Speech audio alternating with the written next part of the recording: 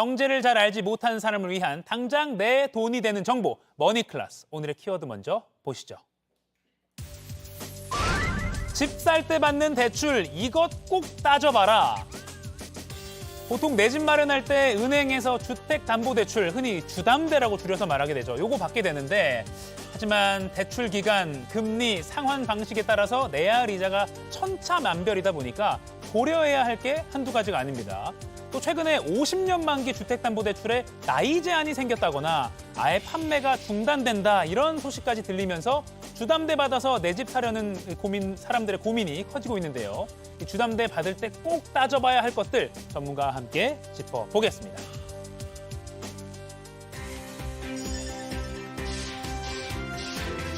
김인만 부동산 연구소장과 함께 부동산 완전 정복해 보겠습니다. 안녕하세요. 안녕하세요. 자, 먼저 최근 뉴스부터 좀 따져보겠습니다. 네.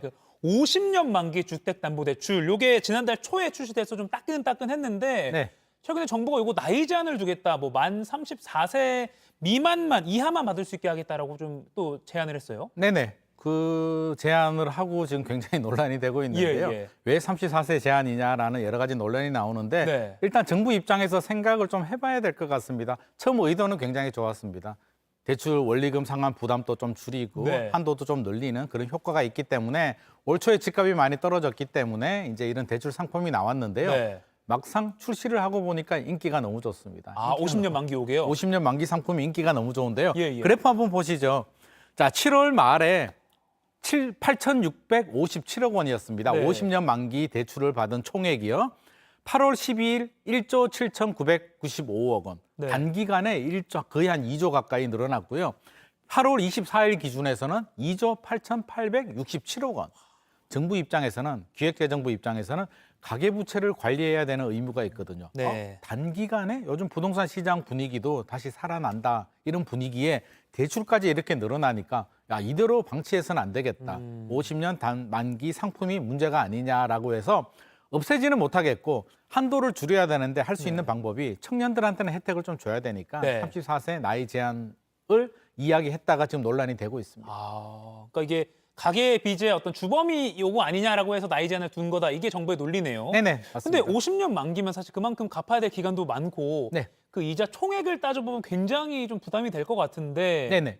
이게 이렇게 인기가 많았나요? 이게 이자 총액만 보면 부담이 됩니다. 우리 네. 카드 할부 생각하시면 비슷할 것 같습니다. 일시불로 사느냐, 24개월 할부로 사느냐. 24개월 할부로 사면 사실 이자는 많이 내는데 장점이 당장 내는 돈이 좀 줄어들잖아요. 당장의 부담은 좀 적죠. 당장의 부담을 줄죠. 바로 네. 그것 때문에 50년 만기 상품이 나왔는데요. 예. 시지를 보면서 한 비교를 하면 좀 이해가 쉬울 것 같습니다. 네.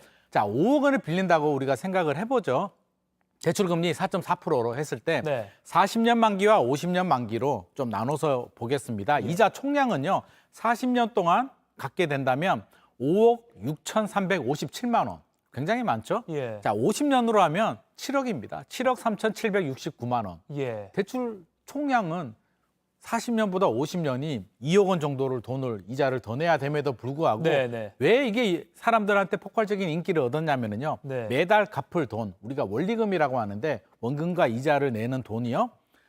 40년 만기로 하면 월 221만 원 정도 내야 되는데 50년 만기로 하면 206만 원, 한 20만 원 정도 세이브가 되기 때문에 만 원도 아쉬운 판국에 예. 어차피 이게 50년 동안 대출을 가지고 가는 사람은 없잖아요. 통계를 보니까 7년 정도가 평균입니다. 아. 7년 정도 원리금 상환을 하다가 집을 팔게 되면 한꺼번에 갚을 그걸로 수가 있기 바꿔버리니까. 때문에 카드 할부처럼 20만 원 좀 덜 내고 50년 만기로 한 다음에 나는 7년, 10년 집 팔 때 갚으면 되니까 네. 50년이 유리하다라고 시장의 수요자들이 판단하고 있는 것 같습니다. 그리고 뭐 DSR 규제 관련해서도 이게 뭐 유리한 게 있나요? DSR도 유리하죠. 아. 자, DSR이 우리 지금 대출 규제를 하고 있잖아요. 네네. LTV 규제는 집값에 얼마를 대출을 받느냐.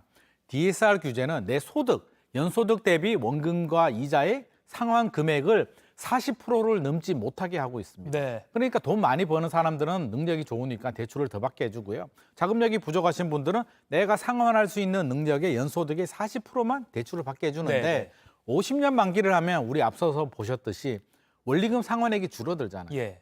상환액이 줄어든다는 얘기는 대출 한도를 늘릴 수 있다는 장점이 있죠. 그러면 단순히 돈을 적게 내는 그 플러스 대출 한도를 늘릴 수도 있겠다. 아하. 같은 220만 원을 내게 되면 대출 한도가 늘어나기 때문에 예. 50년 만기 상품을 많이 선호하고 있습니다. 그래서 이렇게 50년 만기 주택담보대출이 인기가 많았는데 네. 가계비 이제 약간 주범이 될 수 있다라는 것 때문에 34세 이하만 가능하게 이제 바꾸고 있다. 네네. 그러면 4050 중장년층 입장에서는 좀 불만이 나올 수밖에 없을 것 같아요. 이거 차별 아니냐? 아, 좀 불만이죠. 예, 자, 예. 한번 보시죠. 여기 DSR 이제 비교를 한번 해볼 텐데요. 네네네. 요거 한번 더 비교를 해보는 게 좋을 것 같습니다.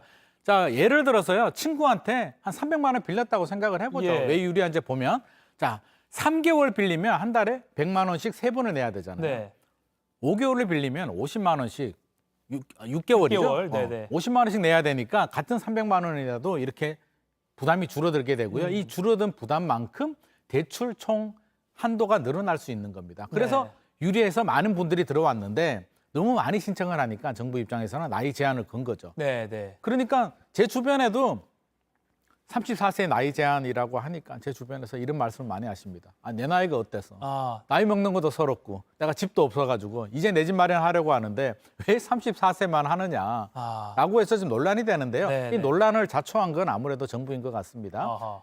50년 만기 상품을 정부가 만들었거든요. 음. 올 초에 집값이 많이 떨어지고 하니까 특례 보금자리도 만들고 주택 경기를 좀 부양하기 위해서 50년 만기 상품을 해서 부담도 줄이고 DSR 한도도 좀 늘리는 그런 효과가 있었는데 네. 이제 집값도 좀 올라가고 가계부채도 늘어나니까 이제 정부에서 야 이거 출구 전략을 좀 만들어야 되는데 아하. 갑자기 없앨 수는 없겠고요. 그래서 지금 34세 나이 제한을 하니까 오히려 더 논란이 되고 있습니다. 네. 그래서 정부는 발을 좀 빼고 있는데 시중 은행에 가보면 실제로 또 이게 나이 제한을 두고 있습니다. 아. 그래서 은행별로 한번 좀 살펴볼 필요도 네, 있을 것 네. 같은데요.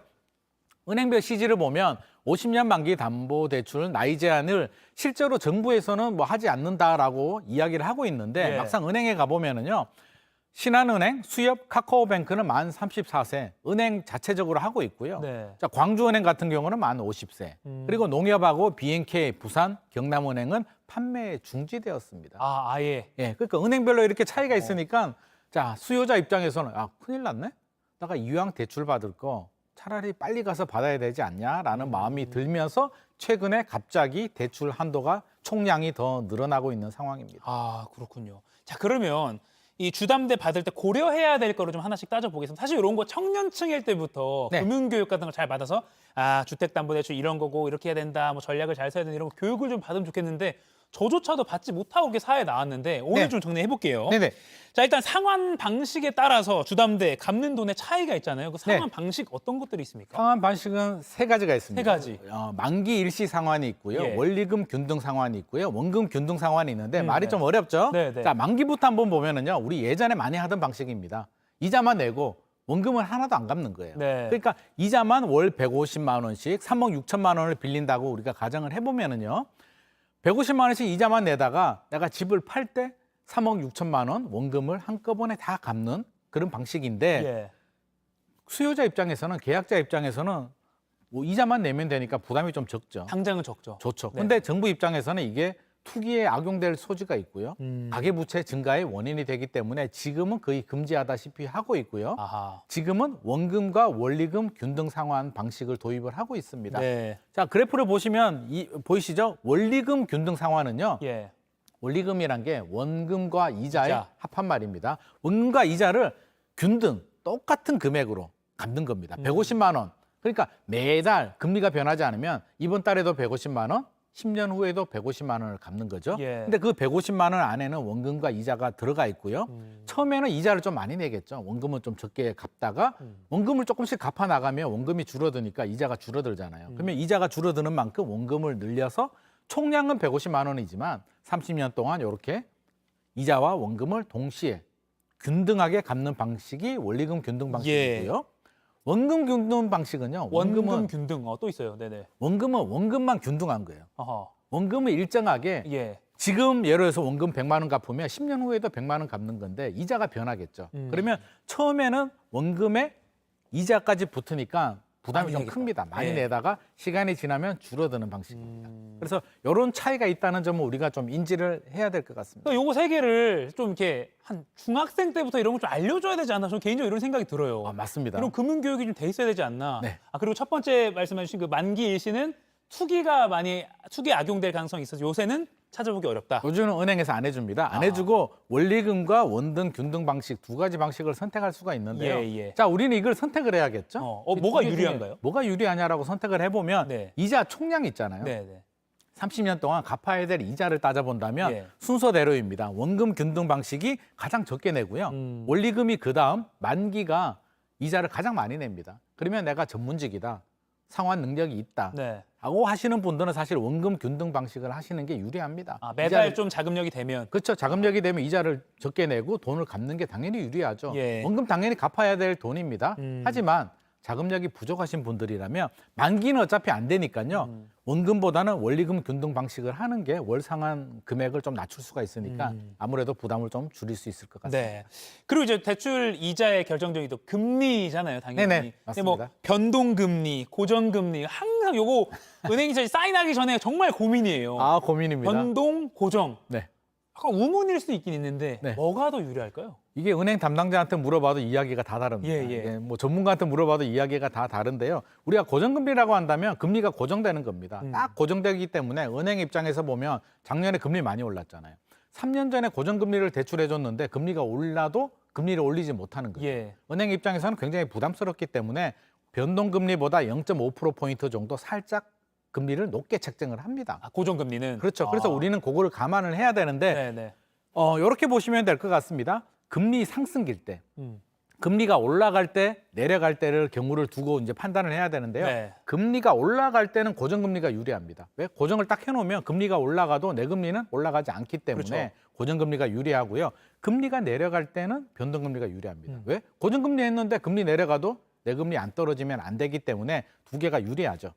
그러면 지금 분위기에 뭐가 유리하냐라고 예. 하면 제 생각에는 이제 금리가 당분간은 거의 동결 모드로 더 이상 올라가지 않을 것 같습니다. 예. 꼭지 정도로 본다면 지금은 변동금리가 유리할 가능성이 높습니다. 아하. 그리고 또 인하를 또 바라보는 예상도 있으니까. 그렇죠, 그렇죠. 변동금리가 유리할 수 있다. 네. 아무튼 결론은 금융시장 상황을 좀 보면서 판단해야겠다. 이게 맞습니다. 가장 현명하겠네요. 우리 2020년 정도 굉장히 저금리 시절 때 있잖아요. 예.